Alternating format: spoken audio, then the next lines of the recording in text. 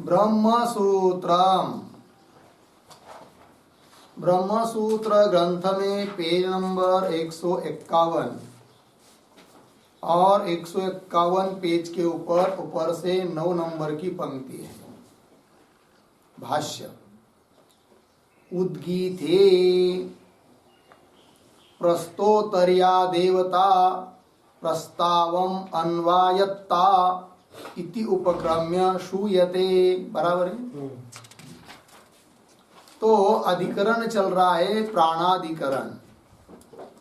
इस अधिकरण का विचार विषय वाक्य है प्राण इति होवाच।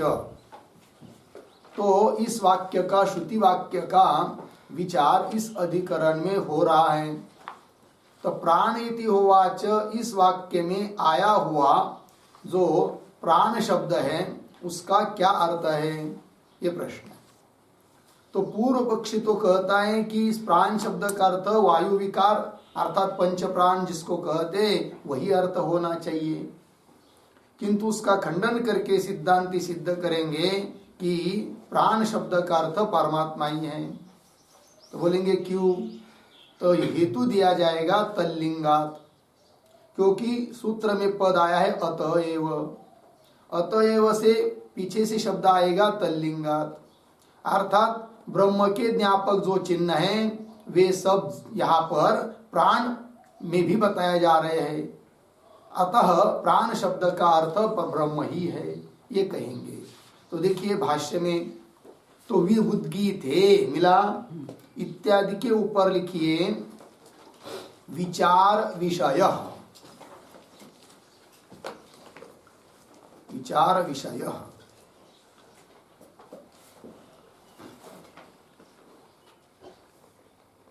ठीक। चलिए, मतलब इस अधिकरण का विचार का विषय कौन है इसका स्पष्टीकरण कर रहे भगवान भाष्यकार। तो कह रहे उद्गीते प्रस्तोतर्या देवता प्रस्तावम अन्वायत्ता इति उपक्रम, ऐसा आरंभ करके श्रूयते श्रुति बता रही है। तो उद्गीते, उद्गीते क्या जी? तो उद्गीते का ऊपर लिखिए वाक्य। उद्गीते का अर्थ लिखिए उद्गीत प्रकरणे इत्यर्थ, इतना है। उद्गीते का अर्थ क्या करेंगे? उद्गीत प्रकरणे इत्यर्थ।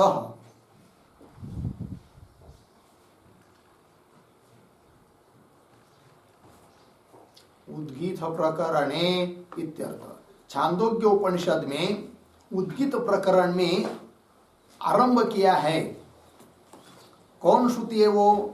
तो प्रस्तोतर या देवता, हे प्रस्तोत या देवता प्रस्तावम अन्वायत्ता, है कि नहीं? प्रस्ताव में अन्वायत्ता मतलब अनुगत जो देवता है, अर्थात प्रस्ताव की अधिष्ठात्री जो देवता है वो कौन है, या आगे पूछ रहे हैं। ऐसा आरंभ किया है इस वाक्य से। तो हे प्रस्तोत, क्योंकि उशस्ती नाम के जो ऋषि थे वह वे उस राजा के यज्ञ में गए और प्रस्तोता को पूछा, हे प्रस्तोत, ऋत्विक विशेष जो होता है एक प्रस्तोता, उसको पूछा। क्या पूछा? कि हे प्रस्तोत या देवता प्रस्तावम अन्वायत्ता, प्रस्ताव में अनुगत जो देवता है, अधिष्ठात्री जो देवता है, उसको तुम जानते हो या नहीं जानते हो, इत्यादि रूप से उशस्ती ऋषि ने पूछा। ठीक है ना? तो प्रस्तावम अन्वायत्ता, तो प्रस्तावम अन्वायत्ता, प्रस्ताव क्या है? तो उस पर एक वाक्य लिखते हैं।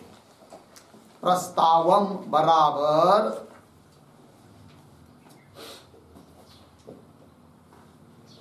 प्रस्तावम बराबर प्रस्ताव रूपम, प्रस्ताव रूपम बराबर स्तुति रूपम साम भागे, स्तुति रूप साम भागे, स्तुति रूप साम भागे ध्यानार्थम,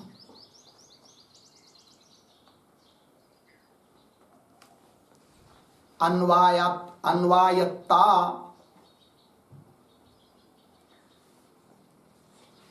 अन्वायत्ता बराबर अनुगता,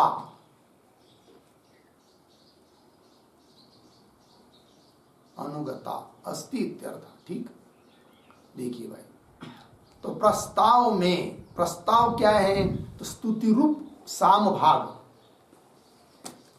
तो उसमें ध्यान के लिए या देवता, जो देवता है, अन्वायत्ता अनुगत जो देवता है वो कौन है, उसको तुम जानते हो या नहीं, ऐसा पूछा है उशस्ति ने उस ऋत्विक विशेष को, प्रस्तोता को। ठीक है, चलिए, इति उपक्रम्य आरंभ करके श्रूयते, श्रुति बता रही आगे क्या, कतमा सा देवता इति, तो प्राण इति होवाच सर्वाणि हवा इमानि भूतानि प्राणम एव अभिसंविशन्ति प्राणम अभ्युज्जीहते सैषा देवता प्रस्तावम अन्वायत्ता इति। लग गया, ये श्रुति बताया। फिर इति तत्र संशय निर्णय पूर्ववत एव द्रष्टव्यो। ठीक है, तो श्रुति वो देखिए पहले, तो पूछा है उशस्ति नाम के ऋषि ने उस प्रस्तोता को, कतमा सा देवता, वो देवता कौन है, अधिष्ठात्री देवता कौन है प्रस्ताव की, इति ऐसा पूछा।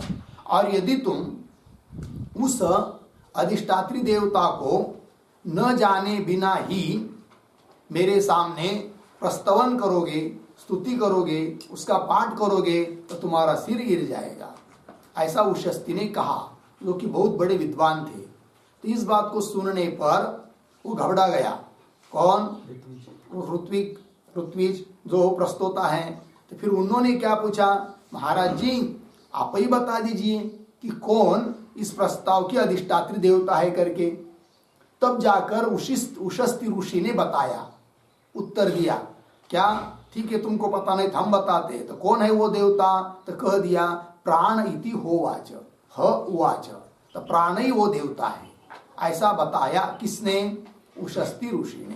प्रस्ताव की अधिष्ठात्री देवता कौन है, प्राण है, ये बात बताइए। चलिए, कतमा सा देवता इति, फिर आगे प्राण इति होवाच। अब फिर वो प्राण कैसा है, जो कि प्रस्ताव की अधिष्ठात्री देवता है, तो बता रहे सर्वाणि ह वायुमानि भूतानि, सभी के सभी ये भूत, भूतानि, भूतानि मतलब आकाश आदि भूत सभी, प्राणमेव अभिसंविशन्ति, प्राण में ही लय को प्राप्त होते हैं, ऐसी वो देवता है।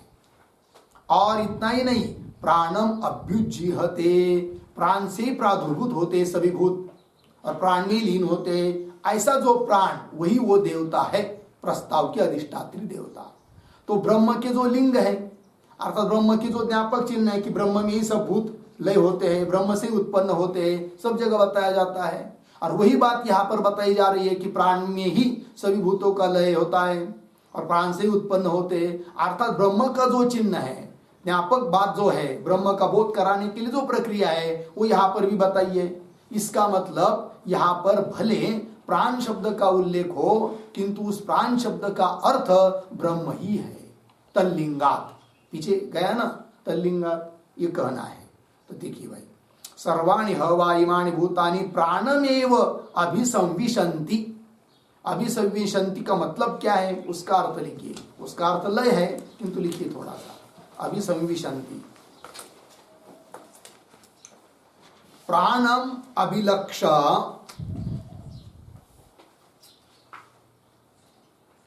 प्राणम अभिलक्ष्य सम्यक विशन्ति, सम्यक विशन्ति बराबर लीयन्ते, लीयन्ते इति अभिसंविशन्ति,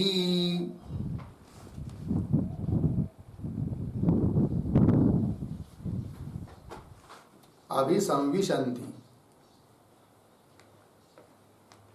हो गया, देखो भाई यह अर्थ हुआ। तो प्राणम अभिलक्ष्य, प्राण को ही लक्ष्य करके अच्छी तरह से सम्यक विशन्ति, लीयन्ति लीन हो जाते हैं, तो उसको कहते हैं अभिसंविशन्ति। तो सर्वाणि इमानि भूतानि अभिसंविशन्ति, अर्थात सभी ये भूत उस प्राण में ही लय को प्राप्त होते हैं, ये अर्थ हुआ।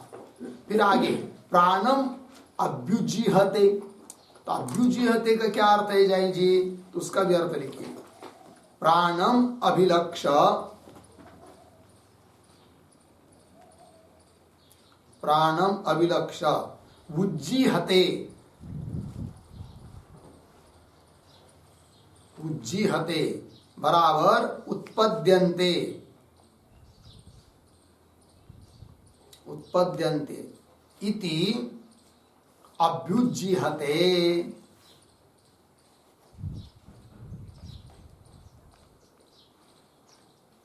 ठीक है जी, चलिए भाई। तो प्राणम अभिलक्ष्य, प्राण को ही लक्ष्य करके, उज्जीहते अर्थात प्राण से उत्पन्न होते हैं, ये उसका अर्थ है। तो क्या हुआ जी? प्राण में ही जिनका लय होता है और प्राण से जो उत्पन्न होते हैं, ऐसा जो प्राण वह वो देवता है। तो वही करे आगे, सा ऐसा देवता, वही यह देवता है। प्रस्ताव की, प्रस्तावम अन्वायत्ता, जो कि प्रस्ताव में अनुगत है, प्रस्ताव की अधिष्ठात्री देवता है, उस स्तुति प्रकरण की अधिष्ठात्री देवता है, अर्थात उसकी ही स्तुति की जा रही है। तो वो कौन देवता है? प्राण। लग गया जी? तो इस श्रुति में प्राण शब्द से उस देवता को बताया, लेकिन वो प्राण शब्द का अर्थ क्या है? कोई विशिष्ट इंद्र की तरह ऐसे कोई देवता है अथवा ब्रह्म है? क्यों प्राण शब्द का अर्थ प्राण, अपान, उदान, व्यान इत्यादि वायु का विकार स्वरूप प्राण है, तो कौन है? ऐसा प्रश्न उपस्थित होता है। तो वही फिर इसमें संशय हो जाता है, प्राण शब्द का क्या अर्थ है करके। तो वही करे, इति तत्र संशय निर्णय, संशय और उसका निर्णय। निर्णय मतलब क्या? कि अंतिम जाकर प्राण शब्द का यही अर्थ है, इस प्रकार का निर्णय। इन सबको पूर्ववत एव द्रष्टव्य। पूर्ववत मतलब पीछे के अधिकरण में जिस प्रकार संशय हुआ था आकाश के बारे में, तो आकाश शब्द का क्या अर्थ है? क्योंकि आकाश शब्द का प्रयोग भूताकाश में भी होता है और आकाश शब्द का अर्थ बहुत जगह श्रुति में ब्रह्म अर्थ में भी आता है। उसी प्रकार प्राण शब्द का अर्थ क्या? तो पंच प्राण, इसमें भी प्राण शब्द का प्रयोग होता है, वायु का विकार जो है। और प्राण शब्द का अर्थ ब्रह्म, ऐसा ब्रह्म अर्थ में भी प्राण शब्द का प्रयोग होता है। इसलिए उसी प्रकार का संशय और निर्णय भी वैसा ही।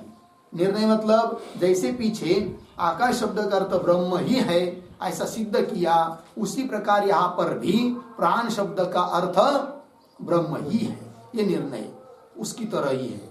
देखिए, इति तत्र संशय निर्णय पूर्ववत एव द्रष्टव्य। ठीक है, तो भी बता रहे हैं आगे, प्राण बंधनम ही सौम्य मनः इत्यादि आगे आ रहा है ना। तो प्राण बंधनम, इसके पूर्व में एक वाक्य लिखिए अवतरणिका के रूप में, अतिदेशत्वात्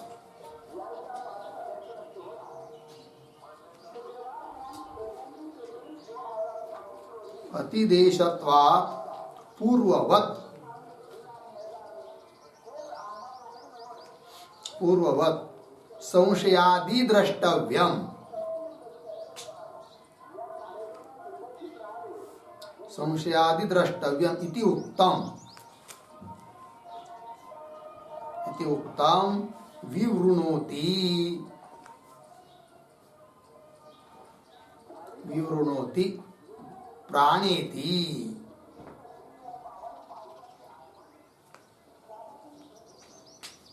ठीक है, देखिए, अतिदेश होने के कारण पूर्व अधिकरण की तरह ही संशय आदि समझने चाहिए ऐसा तो बता दिया, तो भी उसका विवरण अर्थ स्पष्टीकरण कर रहे हैं भगवान भाष्यकार।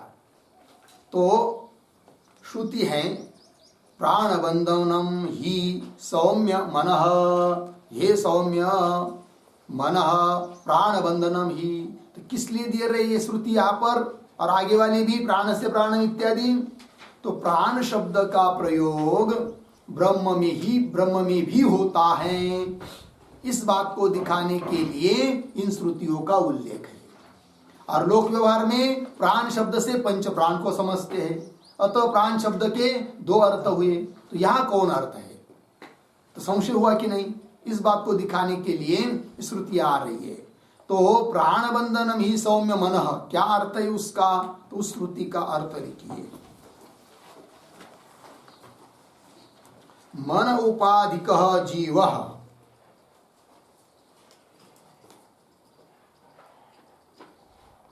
मन उपाधिक जीव प्राणबंधनम,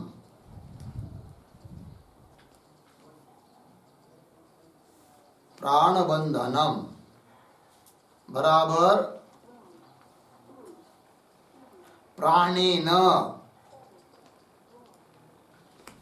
प्राणेन बराबर ब्रह्मणा,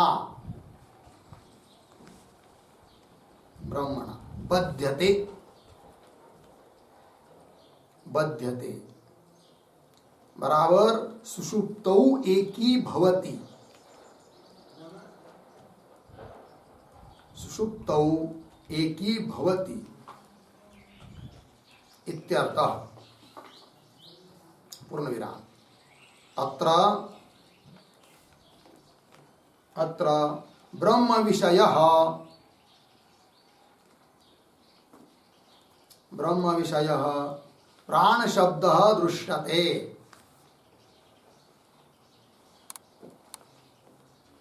प्राण शब्दः दृश्यते इति भावः।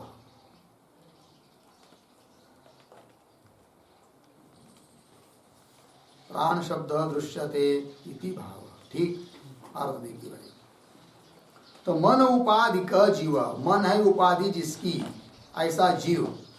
कैसा है वो जीव? प्राणबंधन। मतलब क्या? तो कह रहे प्राणबंधनम का अर्थ, तो प्राणेन बध्यते इति प्राणबंधन, तम प्राणबंधनम।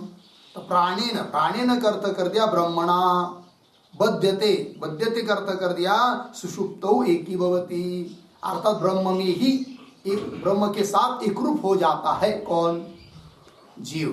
कौन जीव? मन। मन उपाधिक जीव, मन है उपाधि जिसकी, ऐसा जीव जब सुषुप्ति अवस्था आ जाती है तब वह जीव ब्रह्म के साथ एकरूप हो जाता है, अलग से प्रतीत नहीं होता है। यह इस श्रुति का अर्थ है। किंतु यहाँ पर तो प्राण शब्द आया है, ब्रह्म शब्द आया नहीं, किंतु प्राण शब्द का अर्थ यहाँ पर किया जाता है क्या?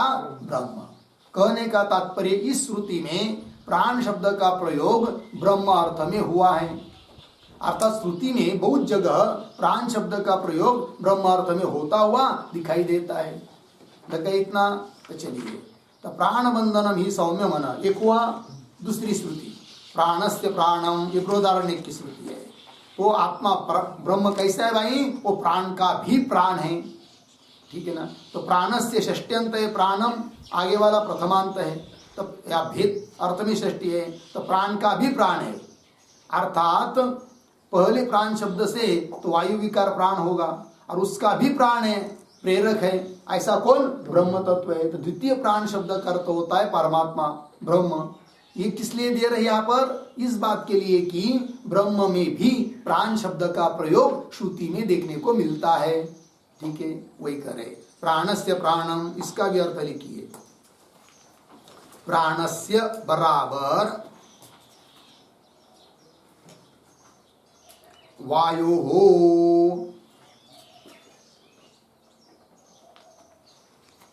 वायु अर्धविराम, आगे प्राणम बराबर प्राणस्य प्रेरकम,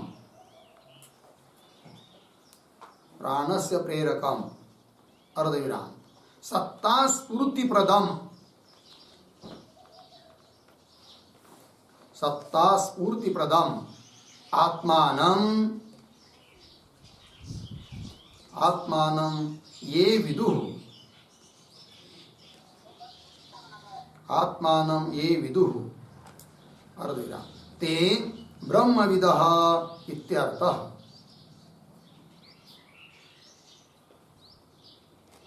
ते ब्रह्मविदः इत्यर्थः। पूर्णविराम। अत्रापि,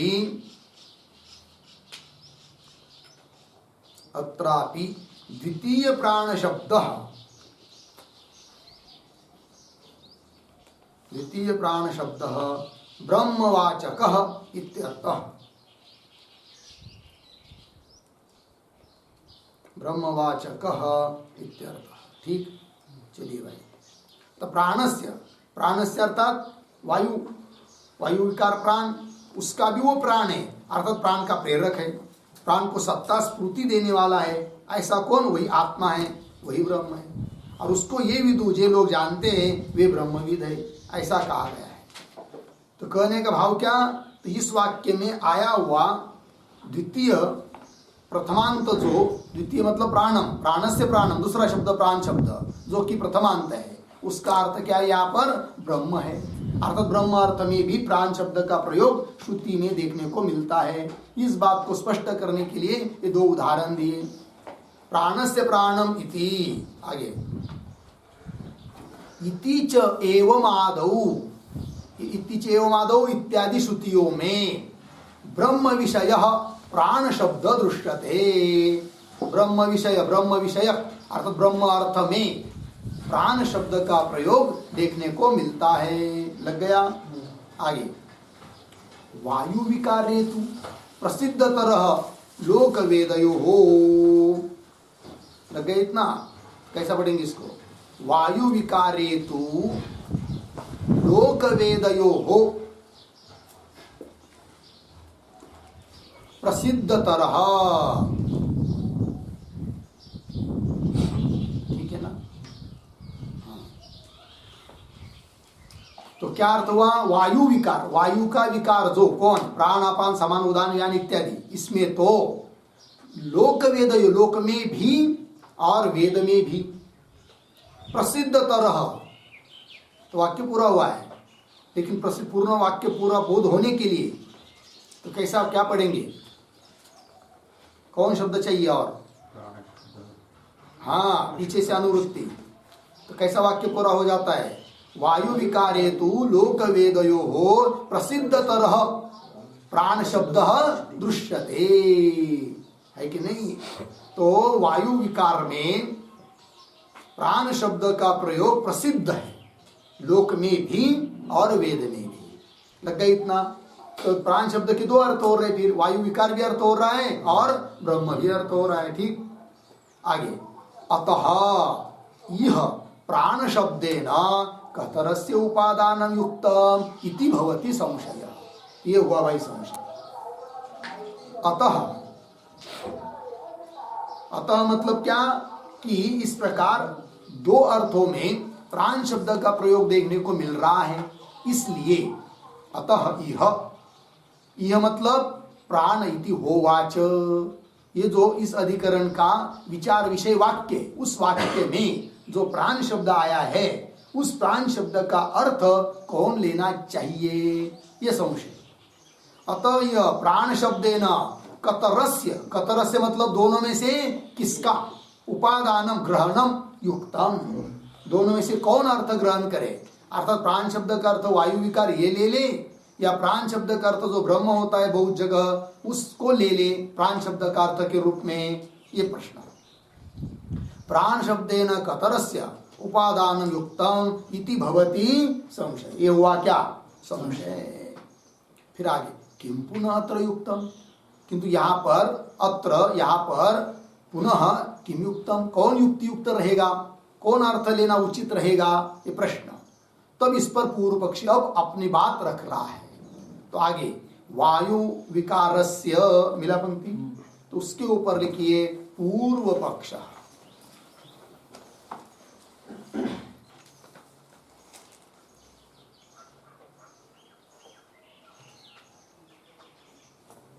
ठीक है, तो पूर्व पक्षी अपनी बात रख रहा है। अब तो वायु विकारस्य पंचवृत्तेः प्राणस्य उपादानम युक्तम, मिला? वायु का विकार जो पंचवृत्ते, पंचवृत्ते का अर्थ लिखिए पंच प्रकारस्य, पंच प्रकारस्य।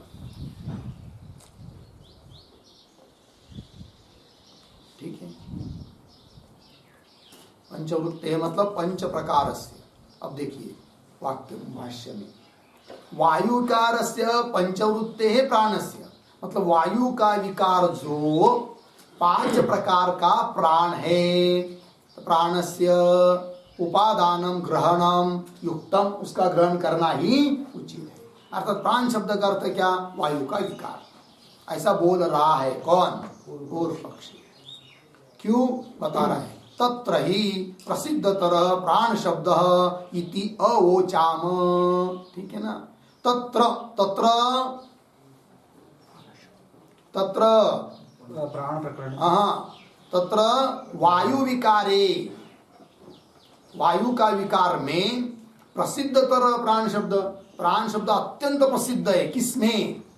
वायु विकार में। यह हमने पहले ही कह दिया है। ऐसा बोल रहा है पूर्व पक्षी। अतः प्राण शब्द का अर्थ पंच प्राण ही लेने चाहिए। तत्र ही प्रसिद्धतर प्राण शब्द इति अवोचाम, ऐसे हम कह चुके हैं। लगा इतना?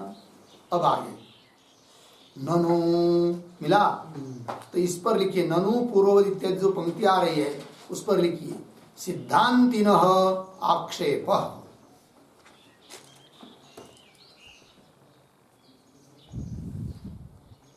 सिद्धांतिनः आक्षेप अर्थात सिद्धांती उस पूर्व पक्षी के बात पर आक्षेप कर रहे हैं। कौन? सिद्धांती। ननु पूर्ववत इह अपि तल्लिंगात् ब्रह्मण एव ग्रहणम युक्तम। ठीक है?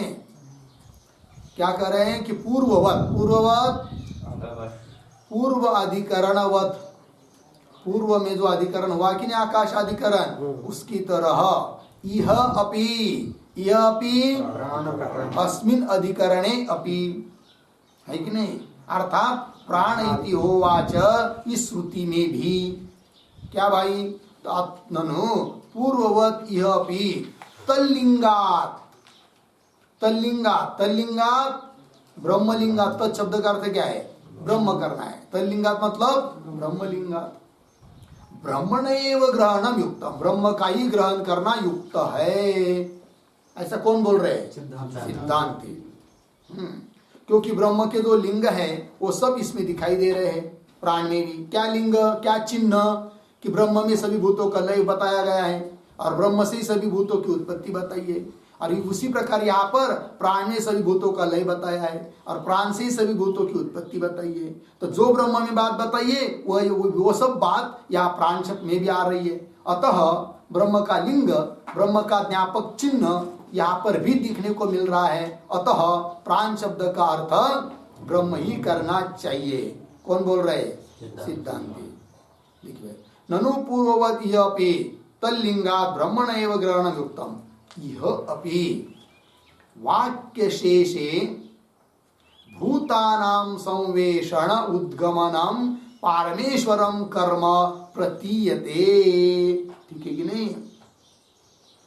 इह अपि मतलब प्राण इति होवाच, इस ये जो प्रकरण चल रहा है श्रुति में, वहां यहाँ पर भी वाक्य शेषे, अंतिम का जो निर्णायक वाक्य है, उपसंहारात्मक वाक्य, उसमें भूतानां संवेषण उद्गमनम, भूतों का संवेषण और उद्गम।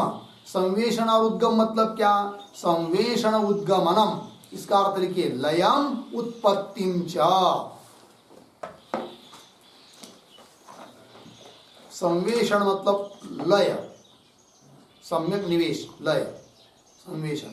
और उद्गम मतलब उत्पत्ति। ठीक है? देखिए तो यह अपि वाक्य शेषे भूतानाम, आकाश आदि सभी भूतों का संवेषण और उद्गम, लय और उत्पत्ति, परमेश्वरम कर्मम, परमेश्वर का ही कर्म है, ऐसा प्रतीत होता है कि नहीं? परमेश्वरम कर्म प्रतीयते, प्रतीत होता है। अतः प्राण इति होवाच, इस वाक्य में आया हुआ जो प्राण शब्द है उसका अर्थ ब्रह्म ही करना उचित है, ऐसा आक्षेप किया। किसने? सिद्धांति ने। किस पर? पूर्व पक्षी पर। ठीक है? अब उसका उत्तर दे रहा है वो पूर्व पक्षी आगे के पंक्ति से।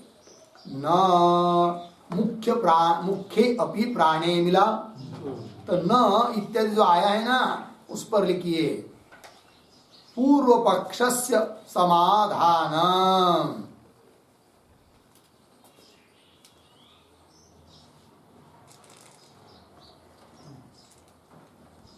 ठीक है, मतलब पूर्व पक्ष समाधान, मतलब पूर्व पक्षी समाधान दे रहा है, यह अर्थ है कि नहीं। पूर्व पक्षी क्या कर रहा है? समाधान दे रहा है, सिद्धांति के आक्षेप का निराकरण कर रहा है। कौन? पूर्व पक्षी। ये मतलब है ना, क्यों? मुख्ये अपि प्राणे भूत संवेशन उद्गमनस्य दर्शनात्। ठीक है, वो कह रहा है मुख्य अपि प्राणे, मुख्य प्राण। मुख्य प्राण मतलब क्या?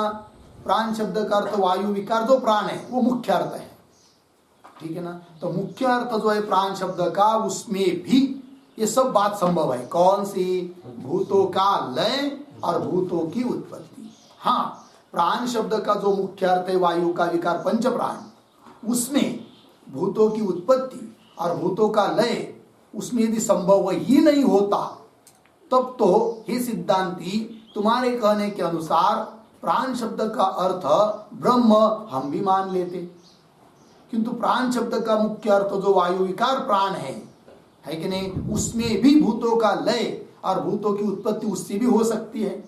अतः प्राण शब्द का अर्थ ब्रह्म करने की जरूरत नहीं है। अपितु प्राण शब्द का अर्थ क्या है? वायु विकार पंच प्राण ही है, ऐसा बोल रहा है कौन? पूर्व पक्षी। पंक्ति देखिए ना, मुख्य अपि प्राणे भूत संवेशन, संवेशन मतलब लय, उद्गम मतलब उत्पत्ति, दर्शनार्थ। कैसे भाई? कहा दिखाई दे रही है आपको कि वायु विकार प्राण में भी सभी भूतों का लय हो रहा है और उत्पत्ति हो रही है, कैसा बताओ जरा। ऐसा सिद्धांती पूछेंगे उस पूर्व पक्षी को, तो वो बताता है एवं ही आमनायते, इसी बात को श्रुति कह रही है, बताती है। आमनायते कथयति, श्रुति क्या कह रही है? तो श्रुति आ रही है, यदा वै पुरुषः स्वपिति प्राणम तर्हि वाग अप्येति प्राणम चक्षुः प्राणम श्रोत्रम प्राणम मनः स यदा प्रबुध्यते प्राणादेव अधि पुनः जायन्ते इति। लग गया जी? देखिए भाई अर्थ। तो यदा वही पुरुषः स्वपेति, यहां तक ठीक है ना। आगे का थोड़ा अन्वय, तर्हि पीछे प्राणम वाग अप्येति, वाग अप्येति। आगे चक्षुः प्राणम श्रोत्रम प्राणम मनः प्राणम। ठीक, फिर आगे स यदा, आगे सरल है, अर्थ को देखिए भाई। यदा वही पुरुष स्वपिति, जिस समय पुरुष सो जाता है, स्वपिति मतलब सो जाता है। तर्हि, तर्हि शब्द का अर्थ लिखिए तदा।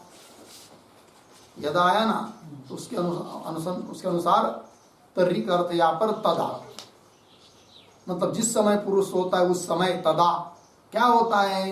प्राणम वाग अप्येति। मिला जी? प्राणम, प्राणम प्राण में, वाग अप्येति अर्थात वाणी लीन हो जाती है। वाग अप्येति, वाणी लीन हो जाती है किसमें? प्राण में। तो बताया है साक्षात श्रुति में। इतना ही नहीं, क्या चक्षुः प्राणम, चक्षु भी लीन हो जाता है किसमें? प्राण में। श्रोत्रम प्राणम, श्रोत्र लीन हो जाता है किसमें? प्राण में। मनः प्राणम, मन भी लीन हो जाता है किसमें? प्राण में। इतना लय बताया कि नहीं? तो मुख्य जो प्राण है उसमें भी लय बताया है भूतों का। किसने? श्रुति ने। तो बोलेंगे भाई भूतों का लय कहाँ बताया है? वाक चक्षु इत्यादि का लय बताया है। तब उसका उत्तर देंगे आगे, क्या? कि भूतों का सारभूत है कौन? इंद्रिया। इंद्रियों का लय अर्थात भूतों का लय। तो भूतों का लय तो सिद्ध हो ही गया मुख्य प्राण में, ये कहना चाह रहा है कौन? पूर्व पक्षी। और इतना ही नहीं, उस प्राण से उद्गम होता है, भूतों की उत्पत्ति होती है। कैसे? वो दे रहे आगे, स यदा प्रबुध्यते स, सह पुरुषः, वह पुरुष यदा जिस समय प्रबुध्यते जग जाता है, निद्रा से बाहर आ जाता है, तब प्राणात एव अधि पुनः जायन्ते, प्राण से ये सब वाणी श्रोत्र चक्षु आदि सब उत्पन्न होते हैं। तो तो प्राण में ही लय होते हैं और प्राण से ही उत्पन्न होते हैं। प्राणादेव आदि पुनः जायन्ते इति। लग गया इतना ये बात। तो कहने का तात्पर्य क्या हुआ पूर्व पक्षी का? फिर प्राण शब्द का अर्थ वायु विकार लेना ही उचित है, क्योंकि उसमें भी लय और उत्पत्ति संभव है। लग गया? इसलिए प्राण शब्द का अर्थ ब्रह्म करने की जरूरत नहीं है। और बता रहा है वो प्रत्यक्षम च एतत्, और यह बात प्रत्यक्ष भी है। कौन बात? वो दे रहे आगे। स्वाप काले प्राण वृत्तौ अपरिलुप्यमानायाम इंद्रिय वृत्तयः परिलुप्यन्ते और प्रबोध काले च पुनः प्रादुर्भवन्ति इति क्या? इति एतत् प्रत्यक्ष। यह बात प्रत्यक्ष है, सब लोग जानते हैं। किस बात को? तो वो दे रहे, स्पष्ट कर रहे हैं। तो प्रत्यक्षम से तत् स्वाप काले, स्वाप काले निद्रा काले, शयन काले, तो प्राण वृत्तौ अपरिलुप्यमानायाम। अब देखिए आदमी जब सो जाता है, गाढ़ निद्रा में सो जाता है, उस समय में भी प्राण अपना व्यापार छोड़ते हैं क्या? वो तो उनका व्यापार चल ही रहा है कि नहीं? तो वही करे प्राण वृत्तौ, प्राण वृत्ति मतलब यहाँ पर व्यापार, तो प्राण का व्यापार अपरिलुप्यमानायाम, लुप्त नहीं होता है। और इंद्रियों का व्यापार लुप्त होता है, चलता नहीं है। जब आदमी सोता है तो इंद्रिया अपना कार्य करती है क्या? नहीं करती है। इसका मतलब क्या होता है? इंद्रियों का लय हो गया। किसमें? प्राण में। क्योंकि प्राण जग रहे हैं। प्राण भी इंद्रियों की तरह निर्व्यापार हो जाते, तब हम कह पाते प्राण का भी लय हुआ है और किसी में। किंतु प्राण का लय नहीं है, प्राण में सबका लय है, क्योंकि प्राण का व्यापार चल ही रहा है और इंद्रियों का व्यापार ठप हो गया है। लग गया? ये बात प्रत्यक्ष है। चलिए, प्रत्यक्षम से तत् क्या? स्वाप काले निद्रा काले प्राण वृत्तौ, प्राण का व्यापार अपरिलुप्यमानायाम, लुप्त न होने पर भी इंद्रिय वृत्तयः, इंद्रियों का व्यापार परिलुप्यन्ते, लुप्त हो जाता है, लीन हो जाता है। और प्रबोध काले, प्रबोध काले जागृत काले, जग जाता है आदमी, तब पुनः प्रादुर्भवन्ति, पुनः उन सब इंद्रिय और उनका व्यापार क्या होता है? प्रकट हो जाता है, प्रादुर्भाव उसका हो जाता है, उत्पत्ति हो जाती है। लग गया? चलिए, तो कहने का मतलब क्या? मुख्य प्राण अर्थ लेंगे प्राण शब्द का, तो उसमें भी लय और उत्पत्ति की बात संभव है, अतः मुख्य अर्थ ही लेना चाहिए। अमुख्य अर्थ ब्रह्म ऐसा नहीं करना चाहिए। किस शब्द का? प्राण शब्द का। ये कहा आगे इंद्रिय सारत्वाच्च, मिला पंक्ति। तो इंद्रिय सारत्वाच्च के पहले पूर्व में अधिक अवतरणिका के रूप में एक वाक्य लिखी है।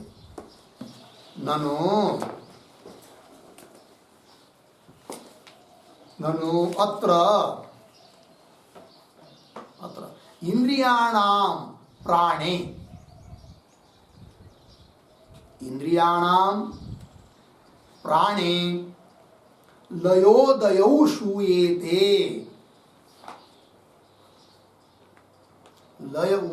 लयोदयौ श्रूयेते, अर्धविराम, तावता महाभूतलयादि, महाभूतलयादि प्रतिपादक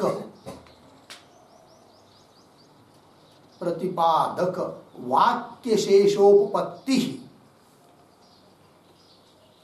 वाक्य शेषोपपत्ति कथम इति अतः आह, इति अतः आह इंद्रिय इति। लग गया जी?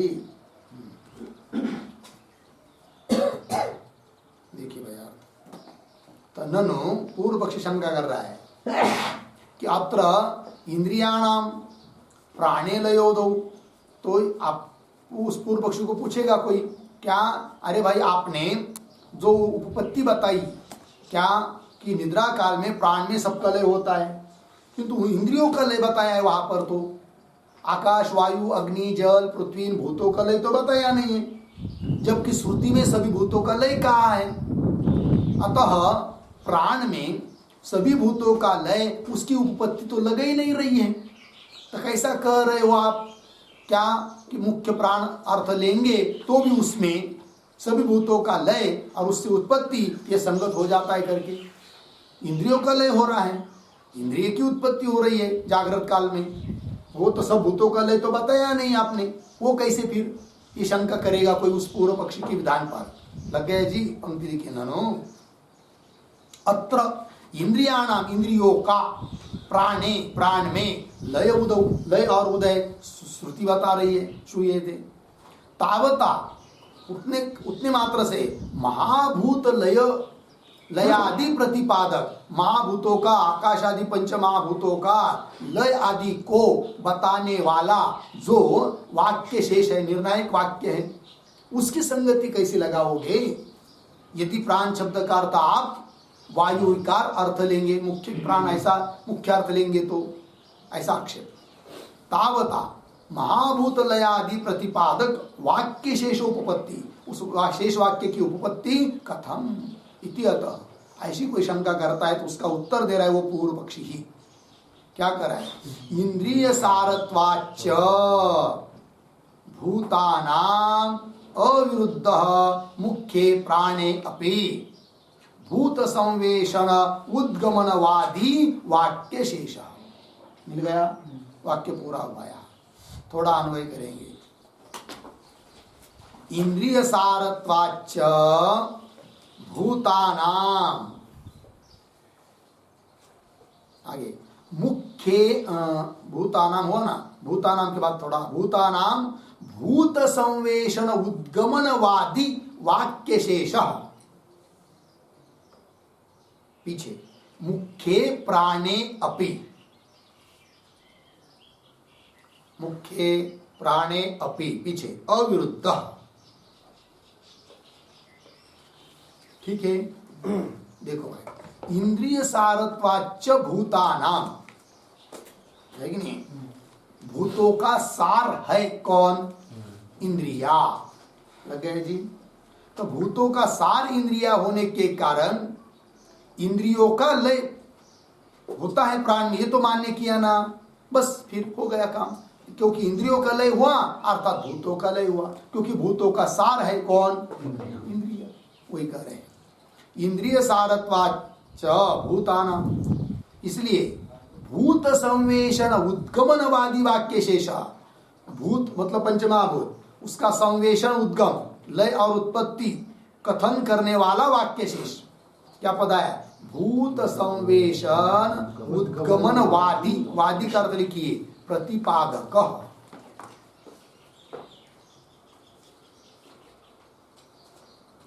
विशेषण है किसका? भूत संवेशन उद्गमनवादी, ये विशेषण है किसका? आगे पद आया ना वाक्य शेष इसका, ठीक है ना? तो देखो भाई, भूतों का लय और उत्पत्ति कथन करने वाला प्रतिपादक, वादी प्रतिपादन करने वाला प्रतिपादक जो वाक्य शेष, शेष वाक्य, निर्णायक वाक्य, उपसंहारात्मक वाक्य है कि नहीं? तो वाक्य शेष क्या जी? पीछे मुख्य प्राणे अपि अविरुद्ध, मुख्य प्राण में लय बताया भूतों का, तो भी उस वाक्य शेष के साथ कोई विरोध नहीं है। क्यों? हेतु क्या दिया? इंद्रिय सारत्व। हाँ, सभी भूतों का सार है कौन? इंद्रिय। अतः इंद्रियों का लय बताया ना प्राण में, अर्थात सभी भूतों का लय बताने वाला वाक्य है, उसका भी अर्थ इसी में हो गया। सभी भूतों का लय हुआ, इंद्रियों का लय हुआ, अर्थात सभी भूतों का लय हुआ, अर्थात उस वाक्य शेष के बाद साथ भी विरोध नहीं आता है, ये कहना चाहते हैं। ठीक है ना जी? अब प्रश्न उठेगा कि सभी भूतों का सार इंद्रिया है, इसमें क्या प्रमाण? ठीक है ना? तो उसका प्रमाण आगे भाष्य में नहीं, तो इंद्रिय सारत्वाद जो पद आया है ना, उस पर एक टिप्पणी लिखी है उद्धरण चिन्ह में, त्यस्य ह्येष रसः, त्यस्य ही एष रसः उद्धरण चिन्ह बंद। बृहदारण्यक 2-3-5 2-3-5 इति श्रुतेः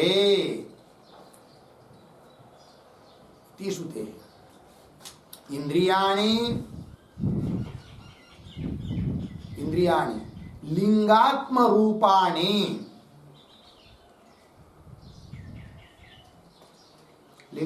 रूपाणि बराबर सूक्ष्म शरीर रूपाणि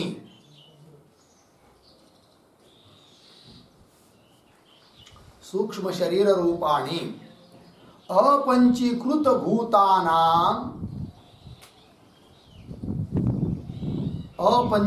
भूतानां साराणि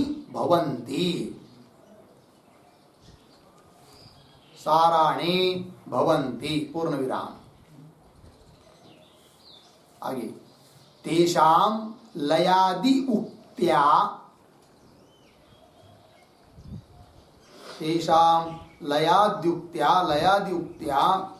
भूतानाम्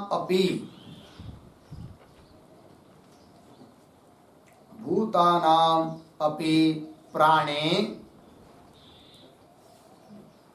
प्राणे लयादि सिद्धेः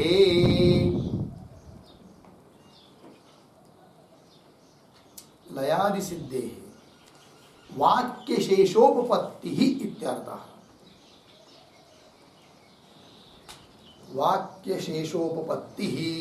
इत्यर्थः। ठीक, देखिए भाई अर्थ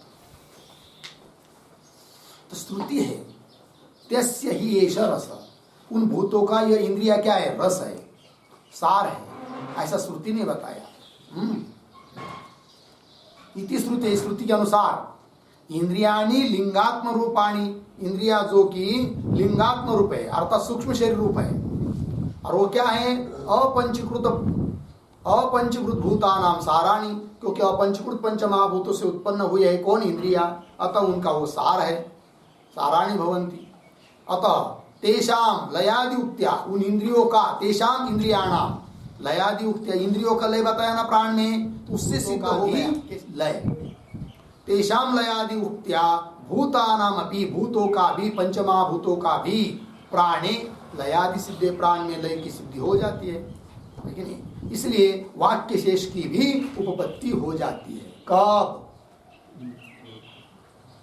प्राण शब्द का अर्थ मुख्य अर्थ लेंगे, वायु विकार लेंगे तो भी कोई दिक्कत नहीं आती है, ऐसा बोल रहा है कौन? पूर्व पक्षी। देखिए भाई, हो गया ना? आगे चलिए। इंद्रिय भाष्य में इंद्रिय सारत्वाच्च भूतानाम भूत संवेषण उद्गमनवादी वाक्य शेष मुख्य प्राणी अपि अविरुद्ध। हो गया नहीं वाक्य पूरा?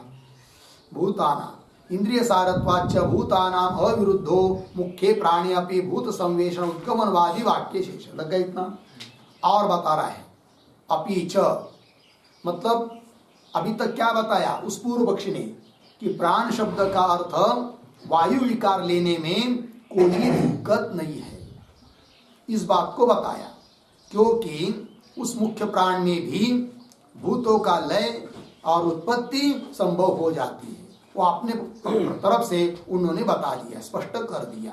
लग गया इतना? अब अपीच यहां से क्या कहना चाह रहा है वो पूर्व पक्षी? इस बात को कहना चाह रहा है कि प्राण शब्द का अर्थ ब्रह्म लेना उचित नहीं है। तो शैली देखिए कैसी है। पहले क्या बताया? प्राण शब्द का अर्थ मुख्य प्राण ही करना उचित क्यों है? वायु विकार, ये बताया युक्ति देकर। अब क्या बताएंगे? प्राण शब्द का अर्थ ब्रह्म अर्थ करना उचित क्यों नहीं है, इस बात को बताएंगे। ठीक है? और जब सिद्धांत पक्ष आएगा तब वो क्या करेंगे? पहले प्राण शब्द का अर्थ ब्रह्म ही लेना उचित क्यों है, इस बात को बताएंगे। ठीक है?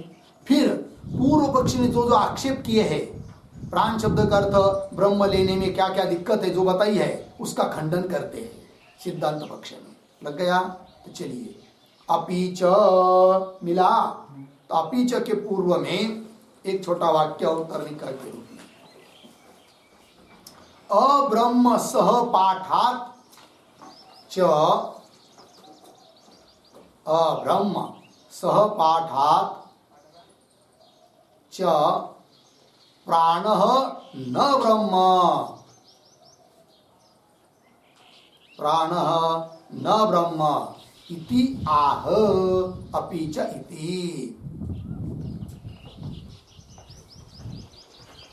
ठीक है जी, देखो भाई क्या कह रहा है वो, इस बात को कहना चाहता है वो पूर्व पक्षी कि प्राण इति होवाच इस वाक्य में आया हुआ जो प्राण शब्द है उसका अर्थ ब्रह्म इसलिए भी नहीं कर सकते। क्यों? तो उस प्राण इति होवाच इस वाक्य के सन्निहित जो और वाक्य पढ़े गए हैं कि जिसका अर्थ ब्रह्म नहीं है।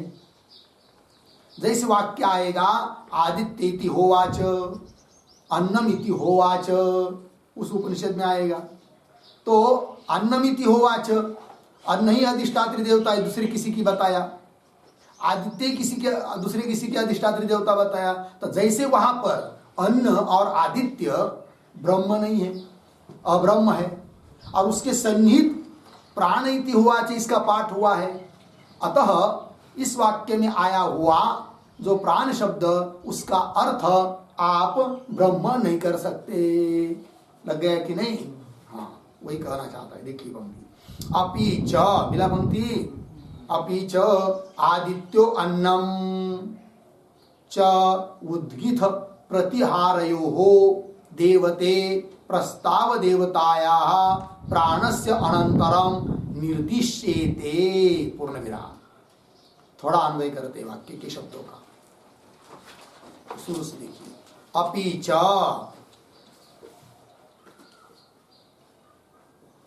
प्रस्ताव देवतायाः प्राणस्य अनंतरम, मिला,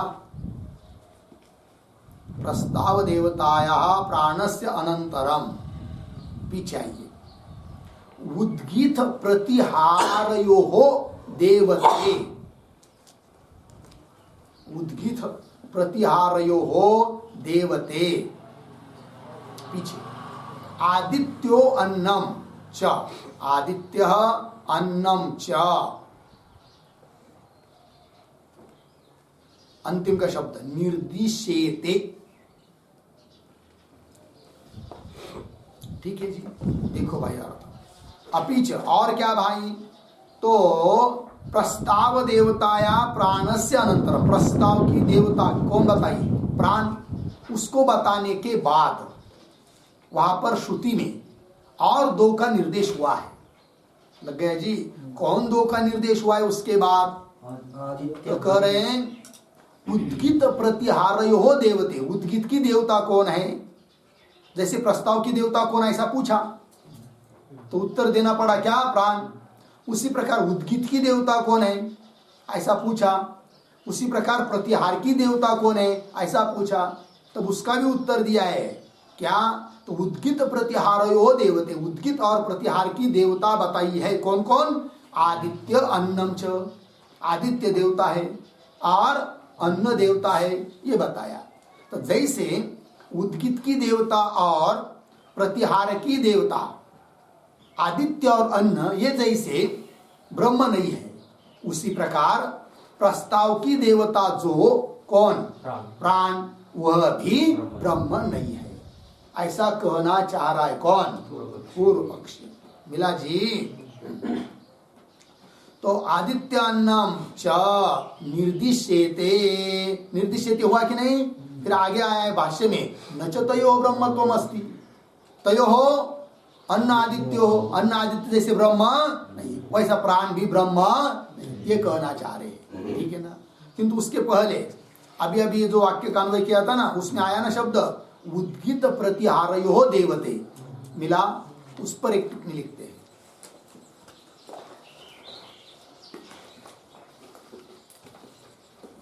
तो लिखिए, उद्गातृ प्रतिहर्तृभ्याम, उद्गातृ प्रतिहर्तृभ्याम उद्गीते प्रतिहारे च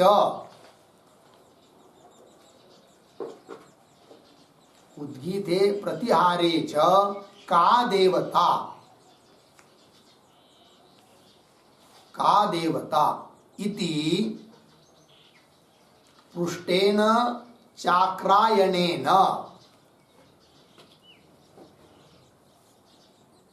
पृष्ठेन चाक्रायणेन आदित्यो अन्नं च,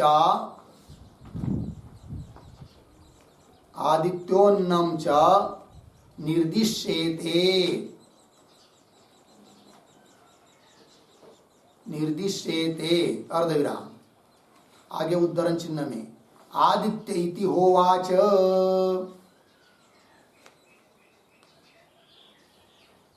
उद्धरण चिन्ह बंद, अर्धविराम, पुनः आगे उद्धरण चिन्ह, अन्नम इति होवाच, अन्नम इति होवाच, उद्धरण चिन्ह बंद, इति श्रुतौ इत्यर्थः।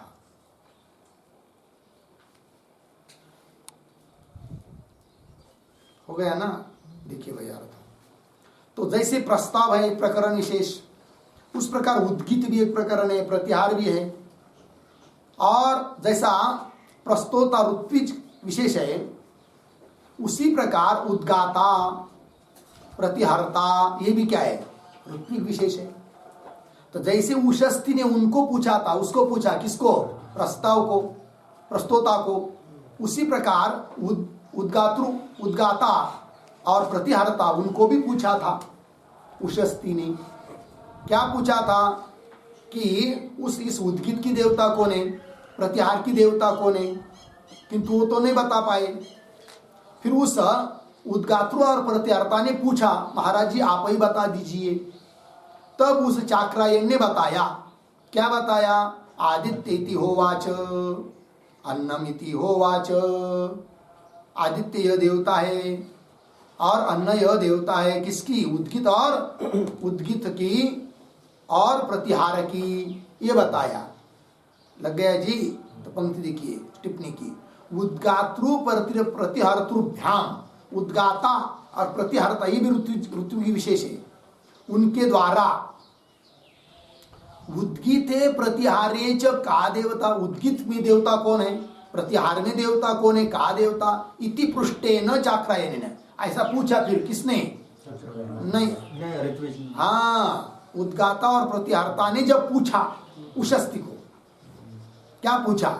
उद्गीत की देवता कौन है? पहले तो उन्होंने पूछा था, किसने?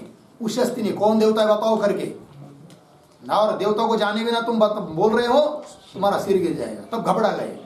तब उन्होंने फिर पूछा, महाराज जी हम नहीं बात जान पा रहे, आप ही बता दीजिए, ठीक है ना? तो वही फिर उद्गातृ प्रतिहर्तृभ्याम, उनके द्वारा प्रतिहारे, उद्गीत है प्रतिहारे, उद्गीत में और प्रतिहार में का देवता कौन देवता है, ऐसा पूछा उस ऋत्विक ने। किसको? चाक्रायन। तो पूछा गया कौन है? चाक्रायन। तब उस चाक्रायन नाम के अर्थात उशस्ती ऋषि, चाक्रायन इनका नाम है, उन्होंने फिर उत्तर दिया। क्या उत्तर दिया? आदित्य अन्नम इति निर्दिश्यते, आदित्य देवता है और अन्न देवता है। वो वाक्य कौन है वहां का? तो आदित्यो इति होवाच एक वाक्य है, और दूसरा अन्नम इति होवाच ये वाक्य है। तो ये बताया है। लग गए जी? अब यहां पर क्यों उठाई बात? तो पूर्व पक्षी कहना चाह रहा है कि जैसे वहां पर आदित्य को देवता बताया, अन्न को भी देवता बताया, किंतु वो जैसे ब्रह्म नहीं है, उसका अर्थ ब्रह्म नहीं किया गया। उसी प्रकार प्रस्ताव की देवता प्राण को बताया, तो प्राण का अर्थ क्यों ब्रह्म कर रहे हो? कोई जरूरत नहीं है, प्राण का अर्थ प्राण ही रखिए, प्राण का अर्थ ब्रह्म करने की आपको जरूरत नहीं है। कौन बोल रहा है? पूर्व पक्षी। अभिप्राय पंक्ति लग गई ना, तात्पर्य समझ में आया? देखिए पंक्ति, अपि च आदित्यो अन्नम च उद्गीत प्रतिहारयो देवते प्रस्ताव देवताया प्राणस्य अनंतरम निर्दिश्येते। लगा इतना? आगे न च तयोः ब्रह्मत्वम अस्ति, च तयोः ब्रह्मत्वम नास्ति, तयोः आदित्यान्नयोः, आदित्य और अन्न ये जैसे ब्रह्म तत्सामान्याच्च प्राणस्य अपि न ब्रह्मत्वम। लग गया? पूर्व पक्षी बोल रहा है तत्सामान्यात, तत्सामान्यात, सामान्यात प्राण तत्सामान्यात, तत् तत् अन्न आदित्य, सामान्यात, सामान्यात का अर्थ लिखिए सन्निधानात, सामान्यात का अर्थ करेंगे सन्निधानात, उस आदित्य और अन्न का सन्निधान होने से।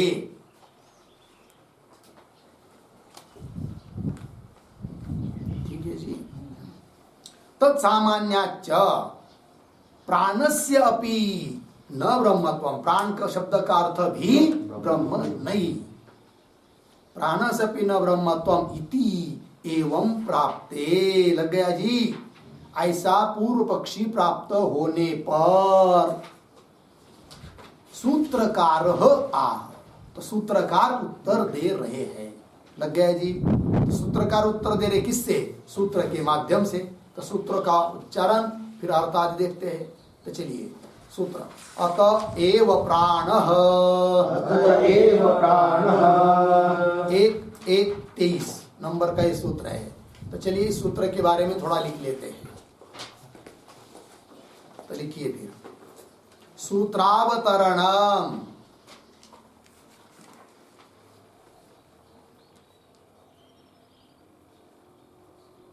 सूत्रावतरणम बराबर आगे उद्धरण चिन्ह में प्राण इति होवाच, उद्धरण चिन्ह बंद, इत्यत्र इत्यत्र प्राण शब्देन, प्राण शब्देन वायु विकारः, वायु विकारः प्राण वायु ग्राह्य, प्राण वायु ग्राह्य इति चेत, इति चेत आह। ठीक, फिर नीचे के पंक्ति में सूत्रम, क्या है वो सूत्र? अत एव प्राण, 1:1:23। ठीक है, पदच्छेद देखिए, अतः एव प्राण, 3 पद है।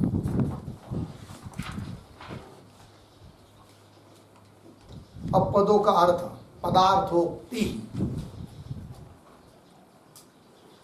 बराबर। तो पहला पद लेंगे हम लोग प्राण, प्रतीक है प्राण बराबर पूर्वोधारुत श्रुते है,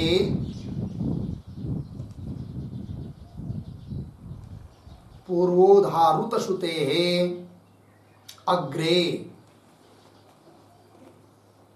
अग्रे वर्तमानायाम, वर्तमानायाम श्रुतौ, श्रुतौ श्रुतः, श्रुतः बराबर उद्धरण चिन्ह में प्राण इति होवाच, उद्धरण चिन्ह बंद, इत्यत्र, इत्यत्र श्रुतः प्राण शब्दः, श्रुतः प्राण शब्दः ब्रह्मवाचकः भवति, ब्रह्मवाचकः भवति अर्धविराम, न तु प्राणवायुवाचकः, प्राणवायुवाचकः पूर्ण विराम। आगे कौंस में लिखिए कुतः, प्रश्न चिन्ह, और आगे की तरफ बांध देकर कौंस बंद। आगे प्रतीक अतः एव प्रतीक है बराबर पूर्व सूत्र श्रुतात्,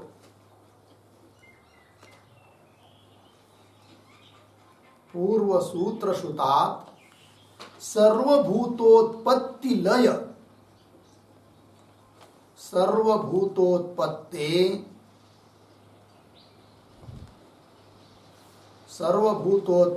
लय हेतुत्वादि ब्रह्मलिंगात एव। लय हेतुत्वादि ब्रह्मलिंगात एव। ब्रह्मलिंगात एव। प्राण शब्द ब्रह्मवाचक भवति इत्यर्थः। ब्रह्मवाचक भवति इत्यर्थः। हो गया? देखिए भाई अर्थ। तो प्राणेति होवाच, इस श्रुति में आया हुआ प्राण शब्द का अर्थ वायु विकार ही लेना चाहिए, ऐसा पूर्व पक्षी जब उपस्थित होता है तब उसका उत्तर देने के लिए सूत्र आया अतएव प्राण। उसमें प्रतीक है प्राण। प्राण मतलब क्या? तो पूर्व उदाहृत श्रुते अग्रे, पूर्व में उदाहृत जो श्रुति है कि नहीं? क्या श्रुति थी वो? आकाश इति होवाच, ऐसा आया है ना? हाँ, उसके अग्रे उसी उपनिषद में वर्तमान जो श्रुति है उसमें सुनाई दिया है प्राण शब्द। तो कौन श्रुति है वो? प्राण इति होवाच। इस श्रुति में सुनाया, श्रुति ने बताया हुआ जो प्राण शब्द है वो ब्रह्मवाचक भवति, ब्रह्मवाचक ही है, न तो प्राणवायुवाचक। प्राणवायु उसका अर्थ नहीं है। तो बोलेंगे कुतः, क्यों? हेतु दिया अतएव। अतएव मतलब क्या?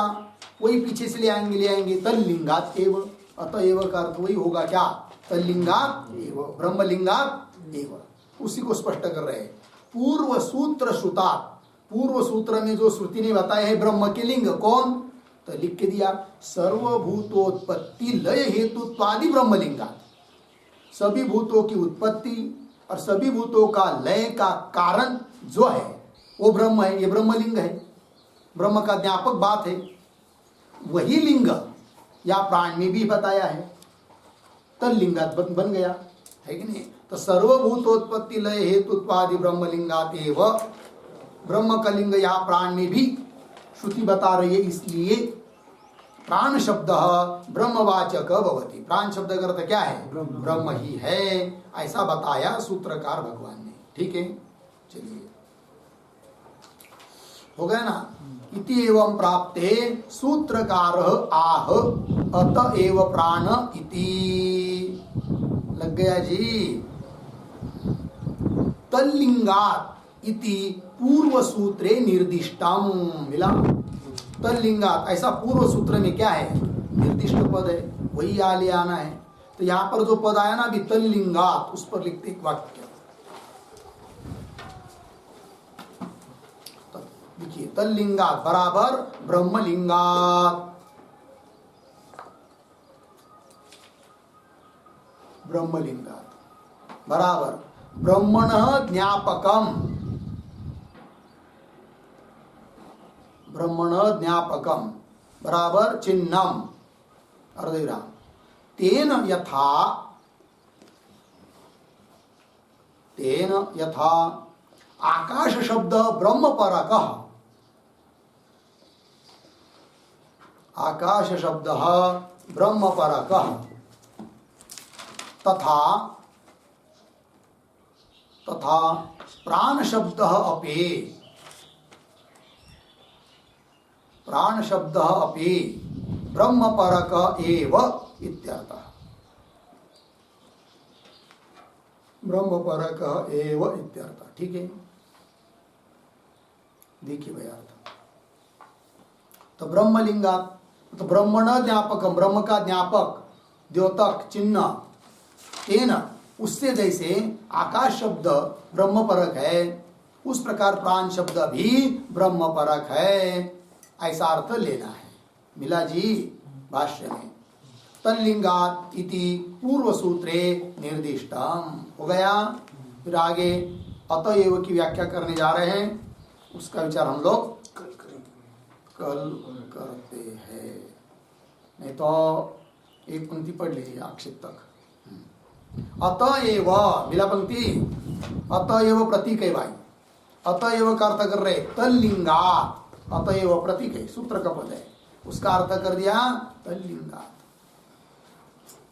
फिर क्या, तल्लिंगात प्राण शब्दमपि परम ब्रह्म एव भवितुम अर्हति, प्राण शब्द भी ब्रह्म परक होने के लिए योग्य है। क्यों, तल्लिंग प्राणस्यापि ही ब्रह्मलिंग संबंध स्तूयते, है कि नहीं, प्राणस्यापि है कि नहीं, प्राण का भी ब्रह्मलिंग के साथ संबंध श्रुति बता रही है।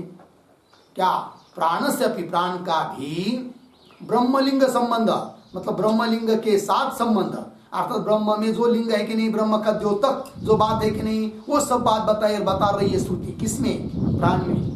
जैसे ब्रह्म में क्या बताया है कि ब्रह्म में सब भूतों का लय होता है और सभी भूतों की उत्पत्ति ब्रह्म से होती है, उसी प्रकार प्राण में बताया, अतः ब्रह्म का लिंग बताया, अतः प्राण शब्द का अर्थ क्या, ब्रह्म।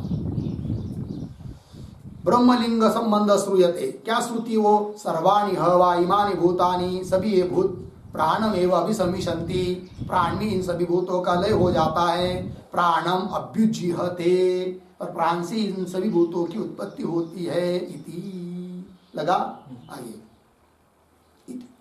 प्राण निमित्तौ सर्वेषां भूतानां उत्पत्ति लयौ उच्यमानौ प्राणस्य ब्रह्मतां गमयतः।